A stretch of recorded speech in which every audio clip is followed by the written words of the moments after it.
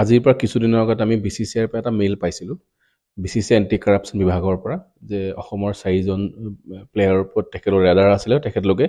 কিছু অনুসন্ধান কৰি তেখেতলোকক কাৰাপ প্ৰেক্টিছ কৰাৰ পোৱা গৈছে বুলি আমাক জনাইছে আৰু আমিও সেই অনুসন্ধান কৰিলোঁ আৰু দেখা পোৱা গ'ল যে এই 4জন খেলুৱৈ যি বিভিন্ন সময়ত ৰঞ্জী টিমত আছিলে বা অসম টিমত বা APCC খেলে এই 4জন প্লেয়াৰে বৰ্তমান যি আমাৰ সৈয়দ মুস্তাক আলী টুৰ্ণামেণ্ট লক্ষ্ণৌত চলি আছিলে কাৰেণ্ট প্লেয়াৰ কেইজনমানক যোগাযোগ কৰিছিলে যে আপোনালোকে মেক্স ফিক্সিং কৰিব লাগে আপোনালোকে এনেকৈ বেটিং বলিঙত ৰান আউট ক্ষেত্ৰত আপোনালোকে অলপ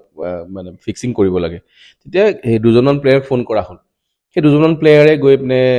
কেপ্টেইনক জনালে যে আমাক এনেকৈ ফোন কৰিছে আমাক এনেকৈ কৰিব কোৱা হৈছে লগে লগে কেপ্টেইনে গৈ কথাখিনি BCCIক যোগাযোগ কৰিলে জনালে যে এনেকৈ আমাৰ অসমৰ টিমক কোনোবাই এপ্ৰ'চ কৰিছে কোনে এপ্ৰ'চ কৰিছে এইকেইজন যুৱকে এপ্ৰ'চ কৰিছে তেতিয়া ইণ্টাৰনেল এনকুৱাৰী হ'ল এনকুৱাৰীৰ পিছত দেখা গ'ল যে 4জন যুৱক সন্দেহজনক আৰু তেখেতলোকে এনেকুৱা প্ৰেক্টিছ কৰিছে বুলি গম পোৱা গ'ল আৰু ইমিডিয়েটলি আমি অসম ক্ৰিকেট সন্থাই এই 4জন যুৱকক ক্ৰিকেটৰ যিকোনো ক্ষেত্ৰৰ পৰা বেন কৰা গ'ল যি প্ৰথম প্ৰাৰম্ভিক আমাৰ যি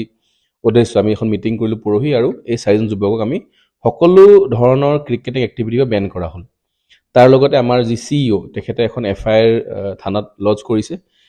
অসম পুলিচৰ হাতত যে এই 4জন যুৱকে এনেকৈ প্ৰেক্টিছ কৰিছে বাকী এতিয়া অসম পুলিচৰ আইনীভাৱে যি প্ৰক্ৰিয়া আছে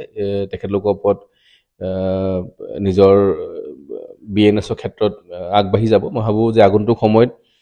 অসম ক্ৰিকেট সন্থাই হওক বা BCCI হওক খুব ষ্ট্ৰিক্ট আমি মেক্স ফিক্সিঙৰ ক্ষেত্ৰত আমি এই ধৰণৰ প্লেয়াৰ যাতে কোনো কাৰাপশ্যনত সোমাব নোৱাৰে আৰু এনেকুৱা মেক্স ফিক্সিং কৰিব নোৱাৰে আমি সেইকাৰণে পদক্ষেপ লৈ 4জন খেলুৱৈক আমি বেন কৰিছোঁ বেন কৰি অল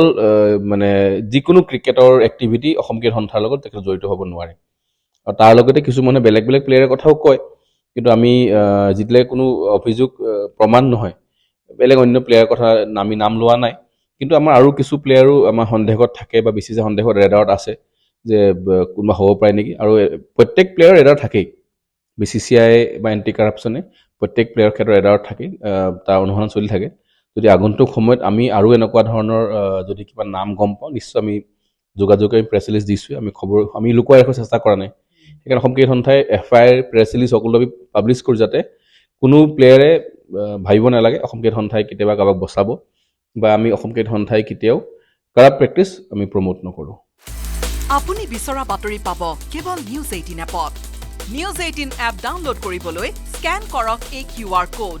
গুগল প্লে ষ্টৰতো পাব এই নিউজ 18 এপ